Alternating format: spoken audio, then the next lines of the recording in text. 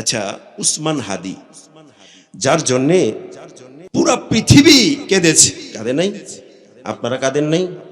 উসমান হাদির জন্য যখনই মোনাজাতে বসেছি, কেন যেন তার জন্য কতবার যে আমার চোখ থেকে টপ টপ করে পানি পড়েছে।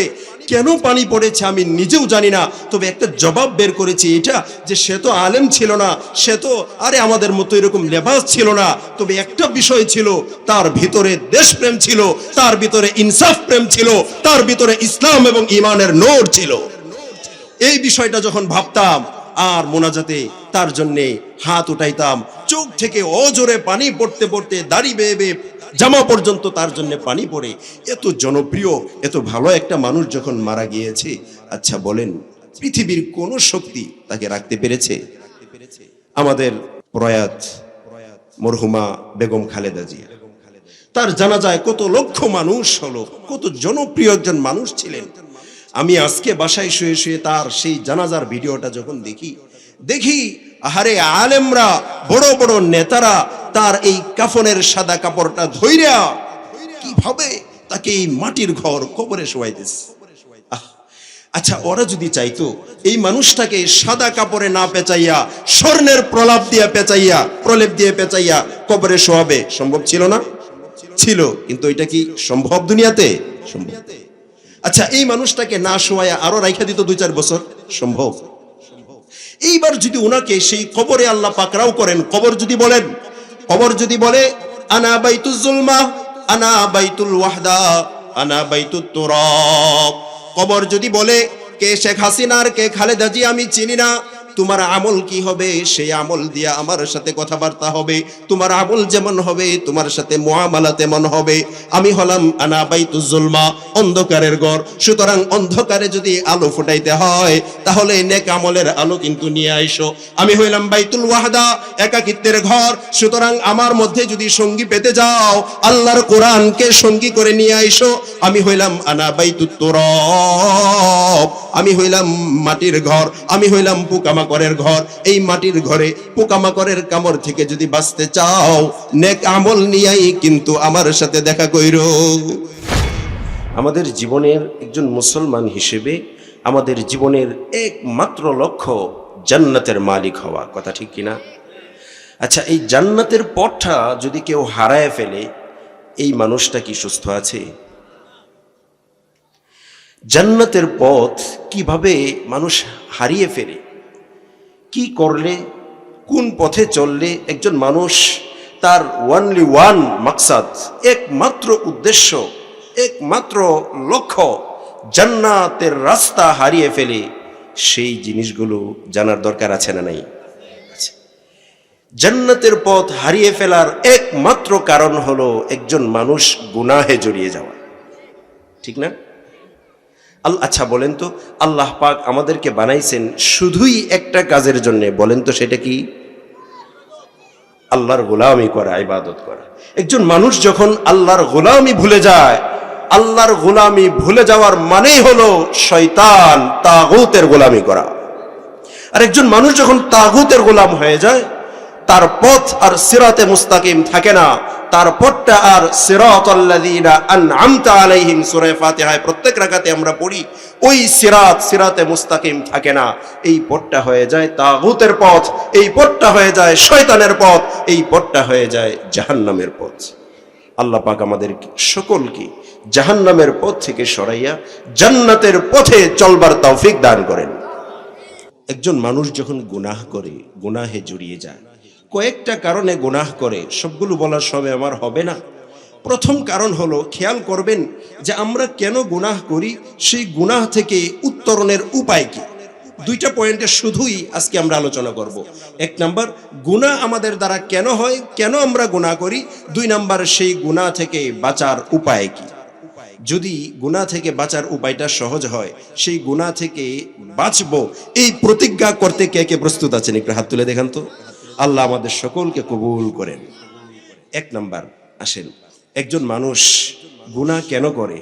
মানুষ মনে করে গুনাহ করলে কেউ জানবে না, কেউ দেখবে না। আচ্ছা বলেন তো, একজন মানুষ যখন মনে করে সে গুনাহ করলে দুনিয়ার কেউ জানবে না, কোনো মাখলুক জানবে না, কোনো মানব, কোনো জিন কেউ জানবে না। আচ্ছা, এত গোপনে সে গুনাহ করে কেউ জানলো না, এই গোপনের মধ্যেও অন্ধকার প্রকোষ্ঠে যেই রুম আছে সেই রুমেও যখন গুনাহ করে, জাননেওয়ালা একজন আসমানে আছেন কিনা? তিনি কে?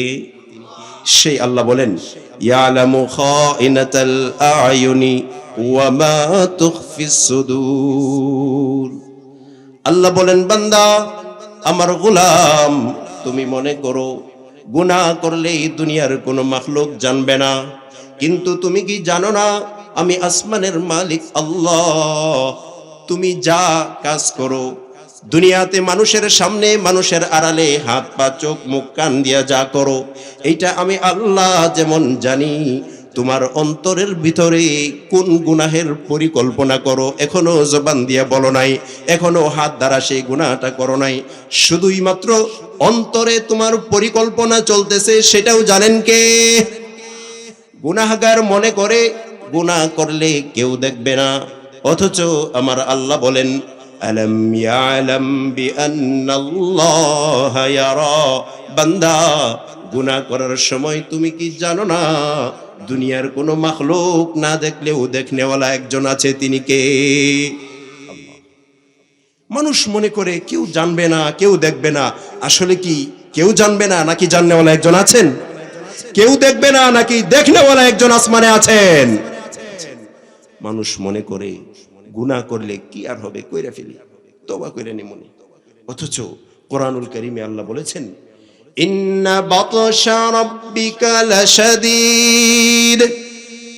আল্লাহ বলেন, বান্দা গুনাহ করবা, তুমি পরোয়া করো না, তোমার আখিরাতের ভয় নাই, গুনাহ করলে এর পানিশমেন্ট কি হবে তুমি বিষয়টাকে বড় হালকা ভাবে তুমি মনে করেছো, অথচ তোমার জানার দরকার ছিল ইন্না বাতশা রাব্বিকা লাশাদীদ। আমি আল্লাহ যখন ধরি, আমার ধরাটা বড় কঠিন ধরা হয়। আল্লাহ যখন ধরেন, এই ধরা থেকে কেউ বাঁচতে পারে? আচ্ছা, উসমান হাদি, যার জন্যে পুরা পৃথিবী কেঁদেছে, কাঁদে নাই? আপনারা কাঁদেন নাই? উসমান হাদির জন্য যখনই মুনাজাতে বসেছি, কেন যেন তার জন্য কতবার যে আমার চোখ থেকে টপ টপ করে পানি পড়েছে। কেন পানি পড়েছে আমি নিজেও জানি না, তবে একটা জবাব বের করেছি, এটা যে সে তো আলেম ছিল না, সে তো আরে আমাদের মতো এরকম লেবাস ছিল না, তবে একটা বিষয় ছিল, তার ভিতরে দেশপ্রেম ছিল, তার ভিতরে ইনসাফ প্রেম ছিল, তার ভিতরে ইসলাম এবং ঈমানের নূর ছিল। এই বিষয়টা যখন ভাবতাম আর মোনাজাতে তার জন্য হাত উঠাইতাম, চোখ থেকে অজোরে পানি পড়তে পড়তে দাড়ি বেয়ে বেয়ে জামা পর্যন্ত তার জন্য পানি পড়ে। এত জনপ্রিয়, এত ভালো একটা মানুষ যখন মারা গিয়েছে, আচ্ছা বলেন পৃথিবীর কোন শক্তি তাকে রাখতে পেরেছে? আমাদের প্রয়াত মরহুমা বেগম খালেদা জিয়া, তার জানাজায় কত লক্ষ মানুষ হলো, কত জনপ্রিয় একজন মানুষ ছিলেন। আমি আজকে বাসায় শুয়ে শুয়ে তার সেই জানাজার ভিডিওটা যখন দেখি আহারে আলেমরা, বড় বড় নেতারা তার এই কাফনের সাদা কাপড়টা ধইরা কিভাবে তাকে এই মাটির ঘর কবরে শোয়াইতেছে। আচ্ছা, ওরা যদি চাইতো এই মানুষটাকে সাদা কাপড়ে না পেঁচাইয়া স্বর্ণের প্রলেপ দিয়ে পেঁচাইয়া কবরে শোয়াবে, সম্ভব ছিল না? ছিল, কিন্তু এটা কি সম্ভব দুনিয়াতে? সম্ভব। আচ্ছা, এই মানুষটাকে না শোয়ায়া আরো রাইখা দিত 2-4 বছর, সম্ভব? এইবার যদি উনাকে সেই কবরে আল্লাহ পাকরাও করেন, কবর যদি বলে আনা বাইতুল জুলমা, আনা বাইতুল ওয়াহদা, আনা বাইতুত তুরাব, কবর যদি বলে কে শেখ হাসিনার, কে খালেদা জি আমি চিনি না, তোমার আমল কি হবে সেই আমল দিয়া আমার সাথে কথাবার্তা হবে, তোমার আমল যেমন হবে তোমার সাথে মুআমালা তেমন হবে। আমি হলাম আনা বাইতুল জুলমা, অন্ধকারের ঘর, সুতরাং অন্ধকারে যদি আলো ফুটাইতে হয় তাহলে নেক আমলের আলো কিন্তু নিয়ে আইসো। আমি হইলাম বাইতুল ওয়াহদা, একাকিত্বের ঘর, সুতরাং আমার মধ্যে যদি সঙ্গী পেতে যাও আল্লাহর কোরআনকে সঙ্গী করে নিয়ে আইসো। আমি হইলাম আনা বাইতুত তুরাব, আমি হইলাম মাটির ঘর, আমি হইলাম পোকামাকড়ের ঘর। এই মাটির ঘরে পোকামাকড়ের কামড় থেকে যদি বাঁচতে চাও নেক আমল নিয়েই কিন্তু আমার সাথে দেখা কইরো। এইবার যদি ওনাকে ফেরেশতারা কবরে পাকড়াও করে, পুলিশ বাহিনী, র্যাব বাহিনী, সেনাবাহিনী পারবে রক্ষা করতে? পারবে না। তো এই জন্য আল্লাহ বলেন, ইন্না বাতশা রাব্বিকা লাশাদীদ, আমি আল্লাহ তোমার গুনাহের কারণে তোমাকে যদি পাকড়াও করে বসি রে বান্দা, ও আমার গোলাম, মনে রাখবা আমার পাকড়াও কিন্তু বড় কঠিন পাকড়াও হয়।